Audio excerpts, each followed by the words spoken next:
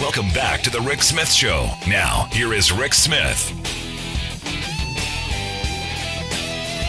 So to highlight what Jimmy Williams was saying, the reality is Democrats have fallen down, and the filibuster has really what killed it, and which is why I think the filibuster has to go back to the good old days of the talking filibuster.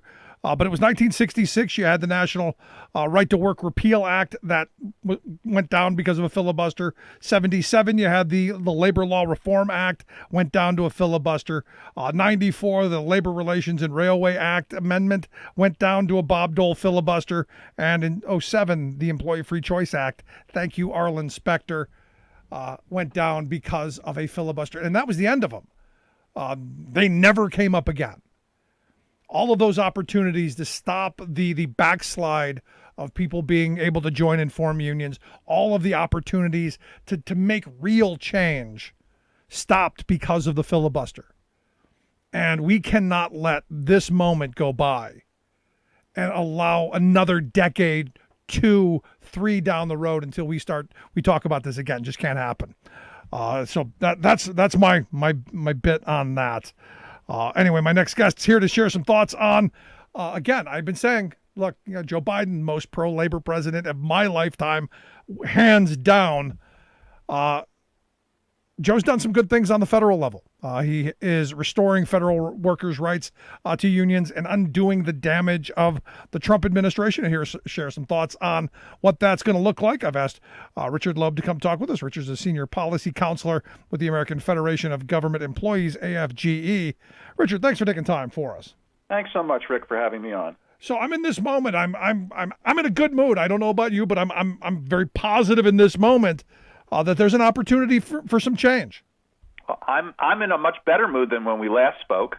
We last spoke just before the election, and the Trump administration had issued a bunch of executive orders back in 2018, and then they issued some more in late 2020 that were not good for the federal workforce, specifically federal unions. They really bashed federal unions, tried to essentially destroy them, and even for people who are not unionized, they tried to make them at-will employees, and they threatened to essentially turn hundreds of thousands of federal employees into political appointees. Yeah.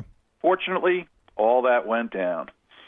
Well, that is a great thing. Trying to bring back the good old days of the patronage stuff, and gladly it didn't happen. But you hit on something I think is really important. I don't think we talk enough about the at-will employment status of almost every worker in this country, unless you're covered by a collective bargaining agreement or some contract. Everyone's at will. You can be fired for any reason or no reason whatsoever, and I don't think we talk enough about that. Federal employees are in a relatively good position with regard to that, although there are exceptions, and of course, political appointees generally serve at will, and there are indeed career civil servants who serve effectively an at-will status. Most federal employees do have certain due process rights, and they have those rights as a result of statutes. And in many cases, it's furthered by bargaining agreements, collective bargaining agreements that permit the union representing the employees to take matters to arbitration rather than going through the administrative and the judicial process that pertain to removal of federal employees. That's usually a much simpler process, much better for everyone involved. But federal employees do generally have some pretty good rights. The Trump administration tried to eviscerate those, both for people who were covered by collective bargaining agreements and especially for those not covered by collective bargaining agreements. So now Joe Biden has said they're going to roll some of that. They're going to roll that stuff back. But that stuff doesn't just happen. It's not like you're flipping a switch. There's going to be I got to imagine, and you're the one who's got to do this, a fairly lengthy process to undo the damage that's been done, no? I have to give the Biden administration a lot of credit in this regard. Within 2 days after he was inaugurated, we had an executive order issued, 14003, that rescinded 4 separate Trump executive orders that either went after federal employees or went after their unions, in most cases went after both of them.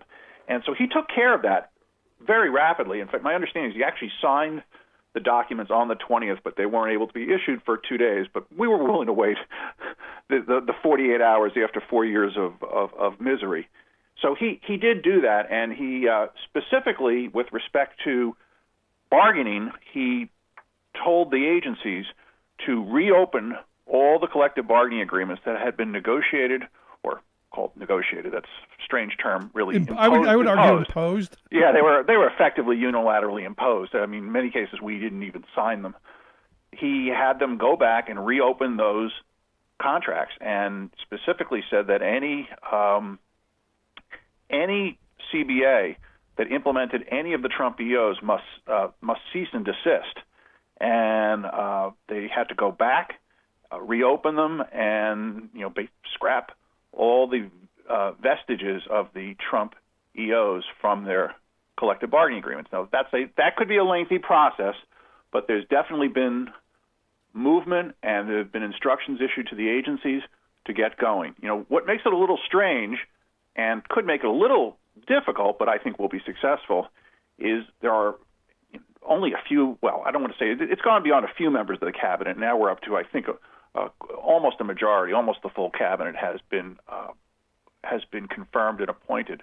But we still don't have the entire cabinet in place, and we certainly have many agency heads that have not been appointed, and deputy heads and assistant heads. It's helpful to have those people in place to give the orders.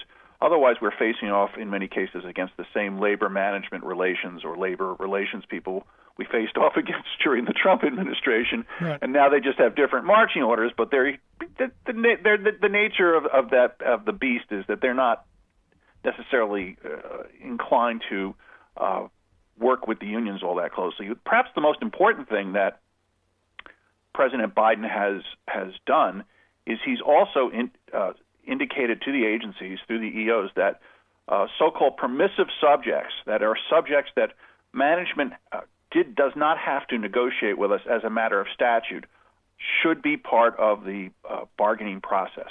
And that is a tremendous thing. We have not had anything like that since the Clinton administration.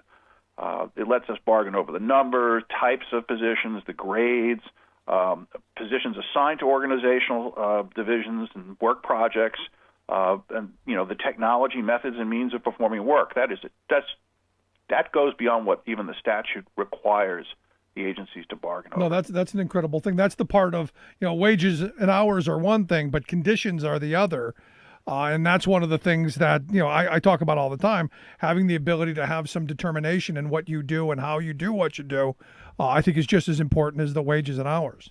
Right, and remember, federal employees generally don't negotiate over wages. That's set by Congress and the administration, and the fringe benefits are largely determined by statute. So mostly what we end up bargaining over is the terms and conditions by which the work will be done, how work will be assigned. But this allows us to go beyond that and actually engage in bargaining over the nature of the organization that will be performing the work.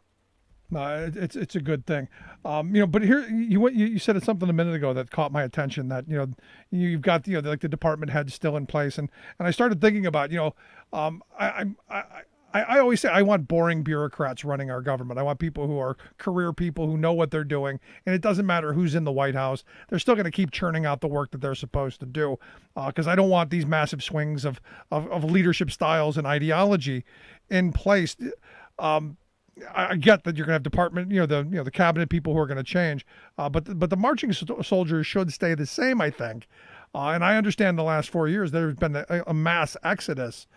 Do you see those people coming back, or are you still trying to fill vacancies that are open? The administration indicates that it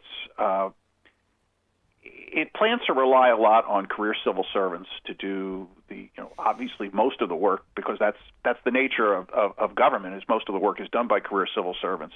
But President Biden has shown his appreciation and his respect for civil servants in a number of his issuances, proclamations, and just actions he's taken to show his respect and the great responsibilities that he feels that the career civil service bears.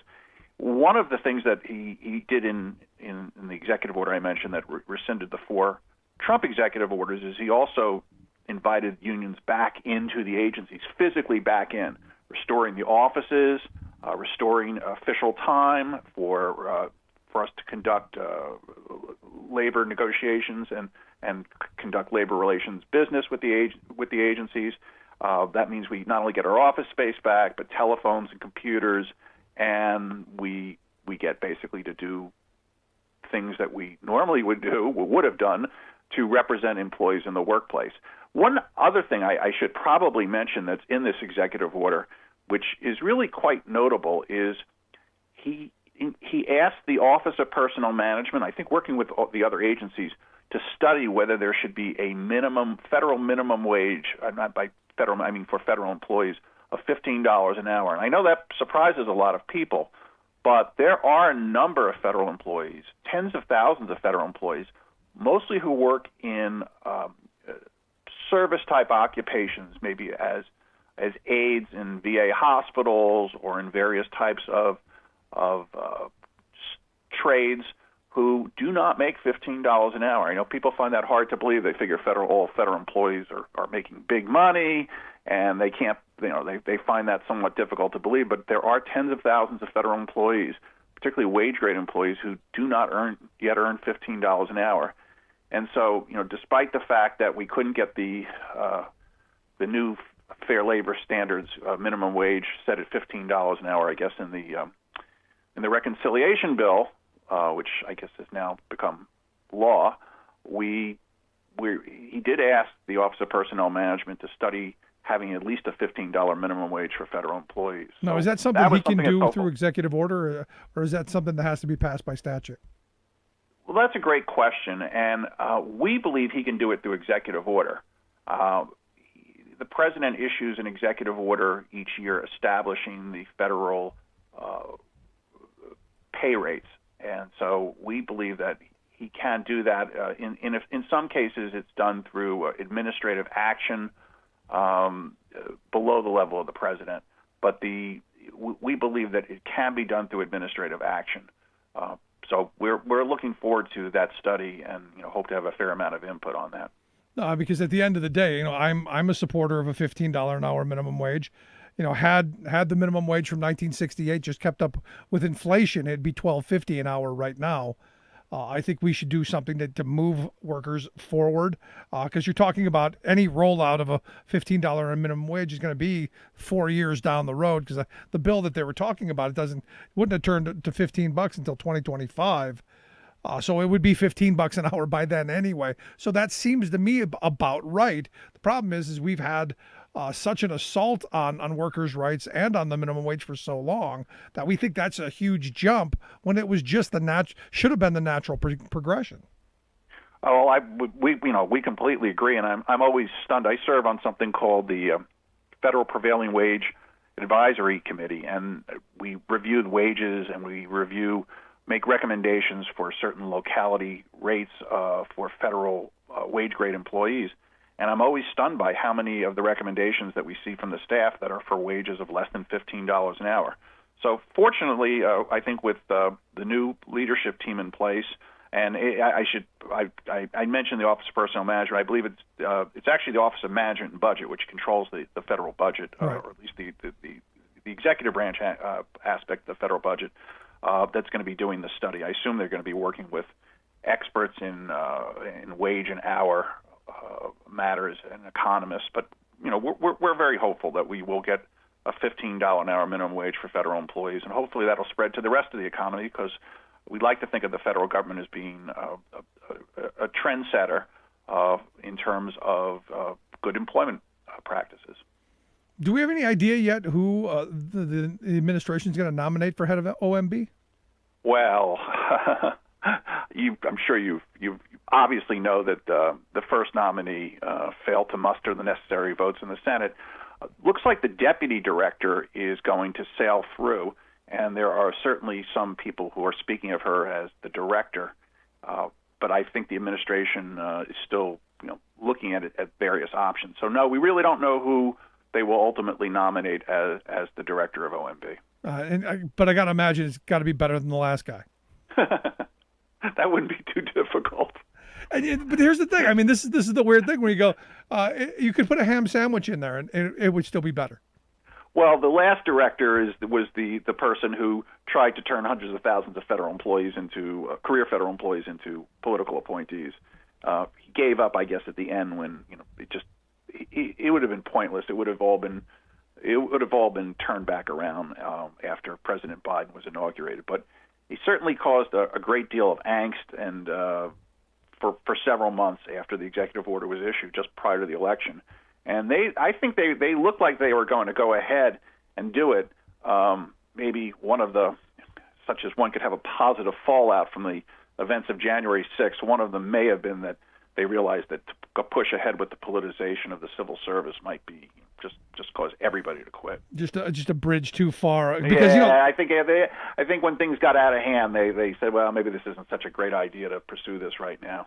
But I don't think it's going to go away. Look, I mean, there's still a chance that, and it's my view, if we don't get some things done to make people's lives better in the next year, which I'm saying, we don't get that HR 1 push through or the PRO Act, I fear in 2025 we're putting another crazy Republican in the White House, and all these bad ideas come back. So for now it's breathe a sigh of relief, but worry about all these bad ideas keep booming around, because the patronage thing, I've had conservatives tell me that to the winner goes the spoils, and that's how it should be, and that's scary thinking. You're right, Rick. This is one of these areas where we constantly have to be vigilant. The fact is that these ideas percolate around in the right wing, blogosphere, and they constantly bring them back. They've been doing this now for 40, 50 years, and I don't doubt that we'll have the same ideas brought forth at some other point in the future. But I think we have to be prepared to battle them back and point out why they were such terrible ideas in the first place. Yep. And the struggle really never ends. The struggle never ends, but we got to stay vigilant and got to vote and stay on that path. Richard, I appreciate the time. Good on you guys. Congrats, good stuff, and I hope we'll talk to you again soon. Well, yes, and AFG wants to thank the Biden administration so much for its efforts and for moving so quickly to get rid of those burdensome, onerous, and frankly just terrible EOs. It's really a new day for the federal workforce. There you go. Good Appreciate stuff. That greatly. Appreciate the time, Richard. Richard Loeb, Senior Policy Counselor there at AFGE, the American Federation of Government Employees. Quick break. Right back. Stick around. Remembering that united we bargain, divided we beg. Rick Smith.